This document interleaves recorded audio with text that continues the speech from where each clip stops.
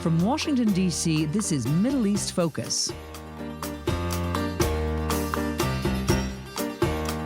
Welcome to Middle East Focus. I'm Alistair Taylor, MEI's editorial director, and today we're going to be talking with Khaled Elgindy and Lara Friedman about the launch of their congressional teach-in series entitled Israel-Palestine, Where We Are, What Comes Next, and Why It Matters to Congress. This webinar series is a joint production of the Foundation for Middle East Peace and the Middle East Institute, and links to all 8 webinars are available on landing pages on both of our websites, along with a list of additional resources provided by participants. Details for how to access those pages are also included in the episode notes for this podcast. Before we get any further, I'd like to introduce today's guests properly. Khaled Elgindy is a senior fellow at MEI, where he also directs its program on Palestine and Palestinian Israeli affairs. He's also the author of the 2019 book, Blind Spot, America and the Palestinians, From Balfour to Trump. Lara Friedman is the president of the Foundation for Middle East Peace. With more than 25 years working in the Middle East foreign policy arena, she's a leading authority on U.S. foreign policy in the Middle East, with particular expertise on the Israeli-Arab conflict, Israeli settlements, Jerusalem, and the role of the U.S. Congress. Khaled, Lara, welcome to the program, and thank you for joining us today. Thanks for having us on. Thank you. It's great to be here. Lara, to start off with, can you give our listeners a brief introduction to the series? What does it involve, and how did it come about? Sure. And I'm really happy we're having this conversation. The series came out of really a set of conversations that Khaled and I have been having over the past few years. You know, Khaled's book is very much about this issue of, why Israel-Palestine matters to Congress. It's something that I've worked on as a matter of, following U.S. foreign policy for years. And, we have done a tremendous amount of programming together for the general public, particularly since COVID started, with all the webinars and really bringing an amazing talent, amazing voices and just ideas, I think, to a broader population. And we've been talking about this a lot, this question of how you get real insight, new voices, new ideas into the space where policymakers are doing their thinking. It's really what I think was the catalyst for this program for Congress. So if I could just piggyback on what Lara said, I think there are very few issues and conflicts in which the United States is as intimately involved as the Israeli-Palestinian conflict on so many levels. The special relationship with Israel runs very deep and is quite old. And yet, at the same time, we've seen very few successes in terms of the United States' role in bringing about Israeli-Palestinian peace of any sort. And I think there's this growing realization, including on Capitol Hill, that we need to think differently about this issue and probably even act differently if we're going to make any progress at all. And so I think that part of the motivation for putting this series together. Khaled, there's a particularly big need for education on this issue, as the Israeli-Palestinian conflict is often viewed through a distorted lens, especially here in the U.S. What, in your view, are the most kind of common and most important misconceptions on this front?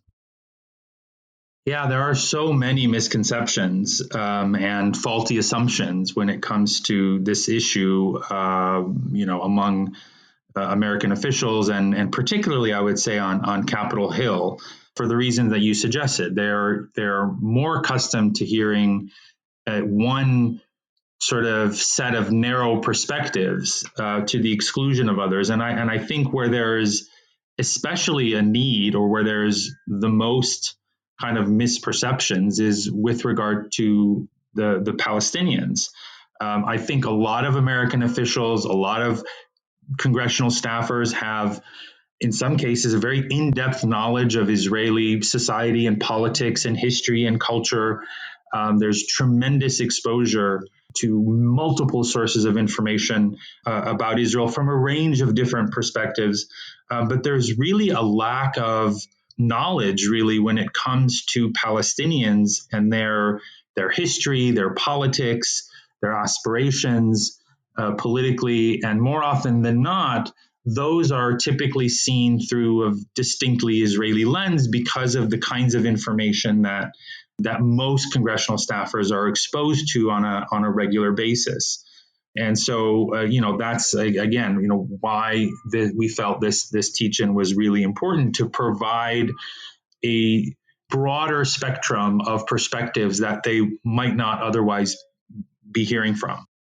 And if I could just add something to that, the thing that's, I mean, struck me for years in the Washington scene is how much discussion you have about the Palestinians, but generally often not centering actual Palestinian voices. It's as if there's a lot of experts on the Palestinians, but if it's a Palestinian, they're not seen as an expert; they're seen as an advocate or a plaintiff, or somehow not a real source of expertise. And I think what we did and what we sought to do with this program, it wasn't only Palestinian voices, but we really did, I think, a really good job bringing in truly expert Palestinian voices who, as soon as it's not like you have to make the case for their expertise, they make it themselves because they're so good. But voices that generally, I think, people on the Hill are not exposed to. They're exposed to people talking about them. And to sort of start shifting the way policymakers think about this to actually put Palestinian voices, Palestinian experts into the center of that discussion. As I've gotten older and sort of thought about how this all works, I think I've come to realize, I think one of the reasons the situation on U.S. policy is so problematic is because we haven't centered Palestinian voices this whole time. So I think a lot of our effort here was to change that. And have a very different kind of discussion. Laura, following up on that, why is this such an important issue for Congress, especially now?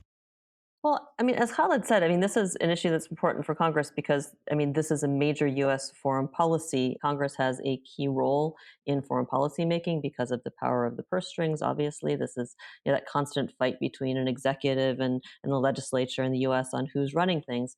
But on Israel-Palestine, Congress has always played a key role. Historically, this goes before the Trump era, that role was generally in the form of putting the brakes on or trying to put limits on what an executive would do if that executive was inclined to try to promote peace or be conciliatory towards Palestinians or whatnot. In the Trump era, that flipped because, of course, the Trump administration was further out in front and a very aligned with the far right inside Israel, the far sort of the greater Israel folks. But Congress plays a key role. It plays a role in legislating virtually every facet of the U.S. relationship with the Palestinians, generally in a negative way, on what you can't do in conditions and limits and restrictions and vetting and reporting, and occasionally in a positive way. If you consider things like providing aid positive, which I think it can be very positive, but it's a central role, and it's a role that is exercised in this foreign policy arena to a degree that Congress does not exercise its role in any other foreign policy issue. Yeah, if I could just to add to that, it's the Israel-Palestine is one of the obviously Congress deals with the whole range of foreign policy issues. They play a key role, as Lara said. But I think when it comes to Israel-Palestine, they play an even more kind of disproportionate role. They definitely play an outsized role.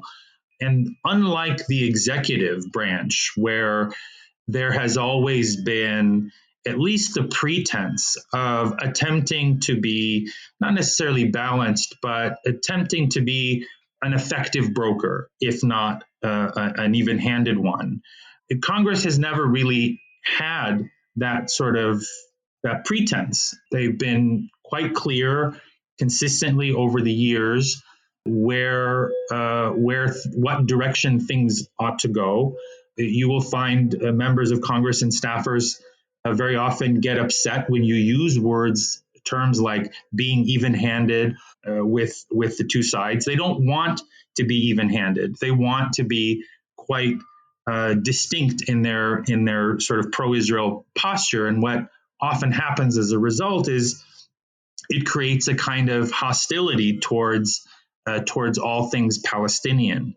And, as Lara said, Congress ends up playing the role, or at least at certain key moments in history, has played the role essentially of a spoiler in some cases, where, looking back in the 1990s, for example, when a mostly Republican-controlled Congress worked hand in glove with opponents of the Oslo process to try and essentially, if not halt the process, at least weigh it down with so many conditions and so many obstacles that it became dysfunctional or non-functional. And so, Congress really plays an outsized role on this issue in particular. Khaled, what has the response been like to this series so far? How much interest has there been from Congress in engaging on this? Yeah. We had, we generally had a really good turnout in person, and we had an even better turnout in the number of views the number of staffers who are watching videos after the fact. So there's clearly a thirst for information and new voices and new perspectives. And one thing that I found especially gratifying is when we would see the same names over and over in each of the sessions. And it shows, people were making this commitment, at least in some cases, on a weekly basis to tune in each and every week. And so there really is, I think, a thirst for new sources of information. And also, I mean, we had some really positive things that we hadn't expected. I received an email midway through from someone who had actually spoken to a member of Congress and had mentioned the series, and the member was very excited and said, send us the links. I want my staff to watch. We didn't initially, when we came up with this whole idea for this initiative, the idea wasn't necessarily to make it available to the general public, but what we saw as it went on, and staffers were sharing the links with the public, so we were getting feedback that way. One link went out and was the entire webinar was actually broadcast as a podcast on a university radio station. We sort of, throughout the period that this was going on, got more and more of a hint that there was a real hunger for this, and it was not just on the Hill, and that was quite validating. Lara, recent polling suggests that for the first time, a majority of Democrats now want to see the U.S. put more pressure on Israel to resolve the Israeli-Palestinian conflict. How do you see the environment within Congress changing, and what impact is that likely to have going forward? No, I don't have an easy answer for that. I think, I think at a basic level, this is going to it's going to reflect how constituents are dealing with their members. And, if members start to hear more from their constituents that they, at a grassroots level, these are the people that they're accountable to, want them to be more forthright or more even-handed or whatever you want to say, I think you'll start seeing more change on the Hill. We clearly have, a larger group of more progressive, and there's a larger group particularly in the House right now than we've had, I think, ever, that do see this issue in more nuanced terms, that are not afraid to show sympathy and empathy for Palestinians as well as for Israelis, which is quite shocking that should seem to be something that would be hard to do. But I tend to think that we're on a trajectory. It's harder and harder for people to not know or pretend they don't know what's happening. And as we've had now more than a decade of a situation on the ground where the Israeli government, the Israeli body politic is moving further and further away from even a pretense of wanting to have peace and a two-state solution and all of that, it's harder for people to make excuses for situations like we have on the ground today vis-a-vis COVID, where Israel is now coming out of COVID completely, while the West Bank and Gaza are just reeling. They're being devastated by COVID, and they're under occupation. Those facts feel more blatant. And in parallel, you have Israeli human rights groups now talking about apartheid. The situation has evolved on the ground to a place where I think it is harder for members of Congress to sort of close themselves off from criticism of Israel. And it isn't really enough anymore just to say, well, I support the two-state solution, don't ask me anything else. And I mean, certainly, a panel, the sort of voices that our series brought to the Hill. Our intention isn't to promote any specific piece of legislation. We're not lobbying. That's not what this is about. But it is about, saying, all right, these issues have become more and more, difficult and morally challenging. You need to know more. Where you end up is where you end up, but you need to know more, and we're going to try to make that easy for you. Yeah, and on that question of the political trends and how things are changing, I think that's true and it's clear. The trends are clear, but that hasn't necessarily translated into, the change in the politics hasn't translated yet into a change in policy. And if anything, in a lot of ways, the space for policy debate has narrowed over, there's kind of this paradox that as more and more people have become, even on the Hill, maybe especially on the Hill, have become more attuned to Palestinian aspirations, to Palestinian suffering, to Palestinian grievances and concerns and history. At this very same time that that's been happening, there's been a narrowing of the space of what is considered acceptable discourse, which is also one of the topics that we tackled in the teach-in.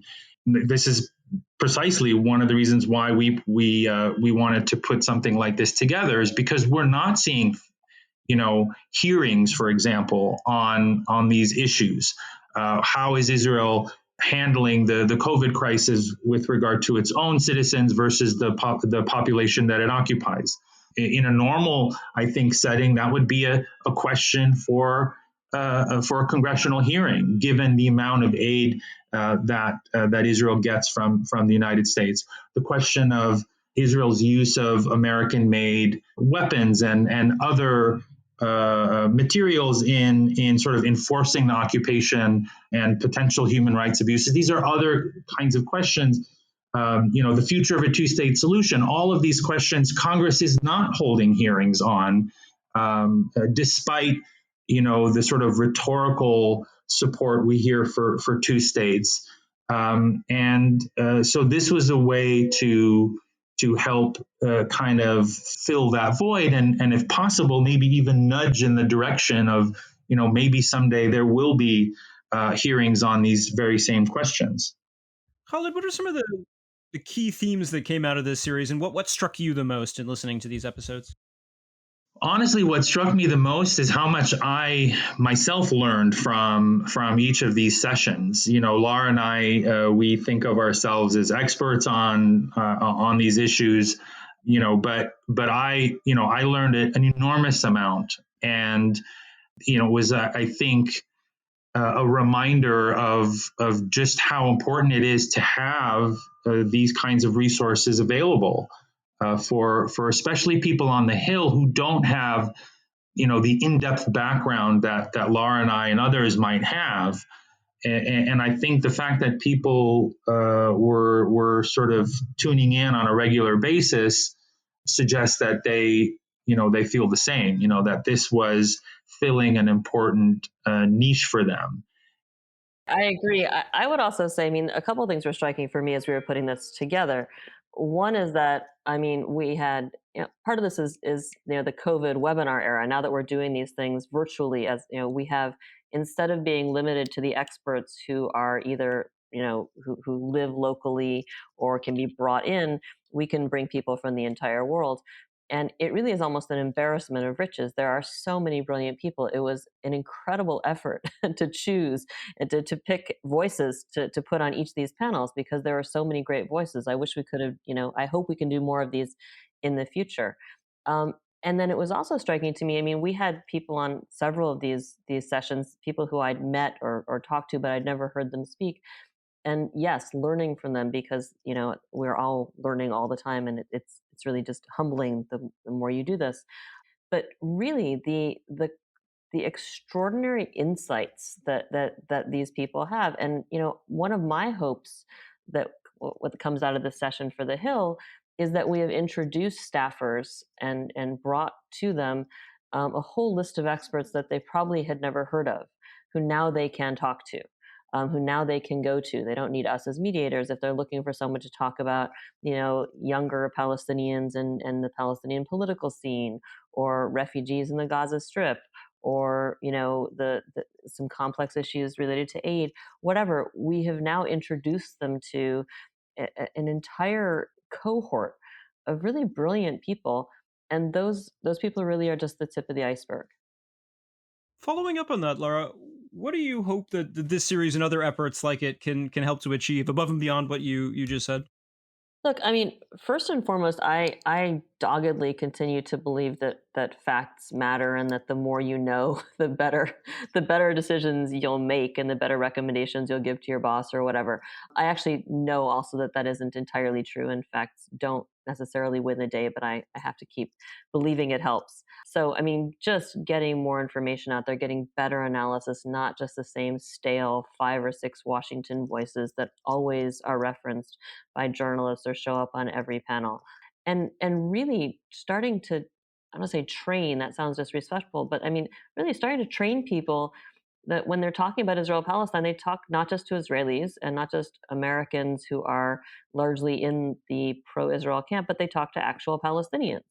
It should be a matter of principle that if you are talking about Israel-Palestine, you have Palestinian voices as the people talking about the Palestinian experience, Palestinian aspirations, Palestinian internal thinking, whatever. I mean, you shouldn't be talking about Palestinians. You should be talking with Palestinians and listening to Palestinians, and also listening to an array of Israeli voices and international voices. We're trying to teach by example here, in a sense. We're running short on time, but before we wrap up, any final thoughts?